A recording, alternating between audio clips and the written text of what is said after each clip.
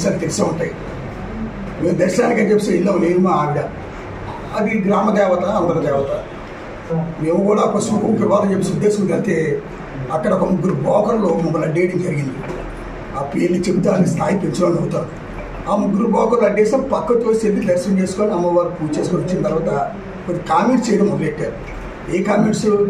నీకు మైలు ఉంది, గుడిలోకి వచ్చావు, గుడిని మైలు వచ్చావు అని చెప్పేసి ఒక మర్డర్ చేసిన నాయకుడు ఒకడు అన్నాడు. మర్డర్ నాయకుడు మరి ఎదవా మైలు నాకా లేదా మీ అమ్మ చచ్చిపోయిందా మీ నాన్న చచ్చిపోయిందా నాకు తెలియదు, నాకేదో మైలు లేదని చెప్పి నాన్న అది వచ్చేసాం.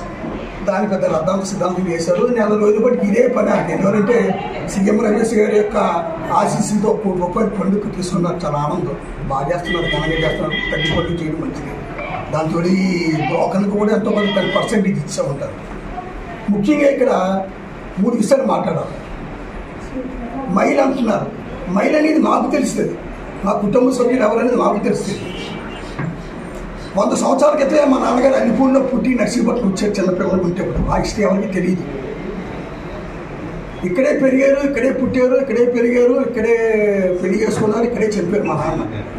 1972లో చనిపోయారు మా నాన్నగారు. ఇప్పుడు 8 సంవత్సరాలు అయింది మీకు తెలుసు. 3 జనరేషన్ తర్వాత మేము పుట్టాం. నేను పుట్టాం, మా నాన్న పుట్టాడు, మా తాతయ్య గారు పుట్టారు. 3 జనరేషన్ నుంచి మాకు రాకపోకలు, పిల్లలు పేరెంట్కి చేస్తాం తప్పి పాలు నీళ్ళు లేవు. అంటే ఆటోమేటిక్గా మైలు లేనిట్టు మాకు. నాకు మైలు అంటూ ఉంటే ఒకరితోటే ఉంది. అది అయ్యాను పోతే చచ్చిపోతే నాకు మైలు ఉంటుంది. నాకు ఇంకెవరు లేదు. మా అమ్మ, మా నాన్న, మా తమ్ముళ్ళు, మా చిన్నాళ్ళు, మా పెన్నాళ్ళు, ఆల్మోస్ట్ మా కుటుంబం ఎవరు లేదు ఇప్పుడు. మరి మైలు అని చెప్పిస్తున్నాడు ఎవడు?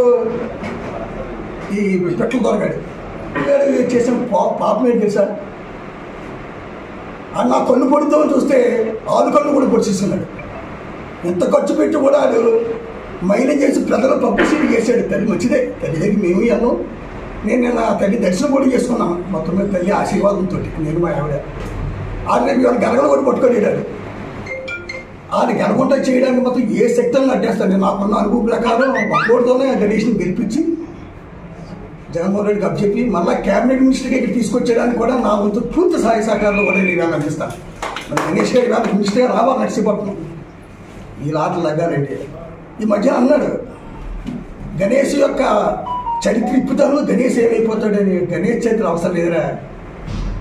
అరే వారి పెట్ల ధర నీ గురించి కానీ నీ ఫ్యామిలీ గురించి, నీ సొంత ఫ్యామిలీ అంటే నీ సొంత ఫ్యామిలీ పెట్ల ధర విజయ్, నీ ఫ్యామిలీ చరిత్ర అంతా నా దగ్గర ఉంది. నీకు తెలుసు. అవన్నీ ఇప్పుతా, అది ఎలక్షన్ ముందు ఇప్పుతా, నో డౌట్. ఎక్కడ వెళ్ళిపోతావో లేదు సూసైడ్ చేసుకుంటావో తెలిసిపోతుంది.